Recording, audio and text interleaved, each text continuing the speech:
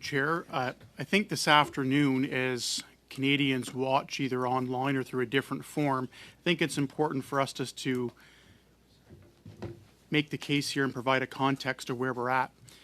We are now 17 hours into a Liberal filibuster to avoid having the Prime Minister's Chief of Staff, Katie Telford, appear before this committee. We are getting near 5.5, 6 hours today alone, where we've had Liberal members of Parliament come to the committee here today talking about their work history and some of the traffic they've had in their constituency office. We just had members reading from a book into the record to delay a vote on something that, frankly, we talk about nonpartisan and was alluded to several times. We have Conservatives, the Bloc Québécois, and the NDP here ready to vote right now and call the question to have the Prime Minister Chief of Staff come and answer questions on the election interference by Beijing and that portfolio here at the House and Procedural Affairs Committee. And I think one of the things I wanted to add into the record today, as a lot is being said on the other side and the dither and delay of things, is that they act as if this is absolutely abnormal, unheard of, to have the Prime Minister's Chief of Staff appear before a committee. I want to remind Canadians and the Liberal members as they cite that Katie Telford has in fact herself appeared twice at parliamentary committees during her tenure as the Prime Minister's Chief of Staff. We can remember back in the summer, about July 2020, she was forced to appear at the Finance Committee regarding the WE scandal and the national scandal that emerged and the PMO's role in that, who knew what and when, as that all went along. And she appeared a second time again at the Defence Committee in May 2021 on the scandal of sexual misconduct in the Canadian military, having to answer questions about the Prime Minister's office, what they knew, what they did or what they didn't do in those cases. She has appeared twice before, and again, we are saying that considering the context, considering the stunning news reports that have come out from whistleblowers, that it is absolutely appropriate and necessary for her to appear before this committee in a public setting and answer questions of where we're at.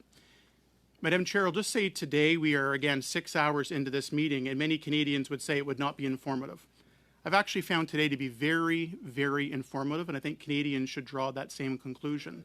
Because every passing hour, every single MP that gets into the queue and talks and reads the phone book into the record about what's going on here, instead of calling the question, calling the vote on having this issue resolved, we've now spent 16, 17 hours on trying to have Katie Telford appear for 3 hours. She could have been here nearly 6 times over and been done with it. So I think at the end of the day, the question that Canadians have, they've learned a lot, because every speaker that goes up, every hour that passes without the vote and resolution of this, I think Canadians ask the rightful question: what is the government hiding? What are the Liberals hiding? What is the Prime Minister hiding? What is the Chief of Staff in the Prime Minister's office hiding? And why won't they come forward? I think when we talk about the reasons of why they're delaying this out, the firm reason is I don't think it's good news. I think if Canadians knew what had actually happened, or more importantly, what didn't happen when these serious allegations came forward to the Prime Minister and the PMO's attention, what they didn't do would be an embarrassment to them. So I think it's time to call the question. I was back in municipal politics back in the day. We called the question. Let's end the debate. Let's end the filibuster. Call the vote. We are absolutely on this side ready to go. It is absolutely reasonable to have Katie Telford appear at this committee. She has done so before when there has been scandal emerge of national importance, in this case national and international importance here now. Call the question, let's get her here, and let's get answers. It's as simple as that.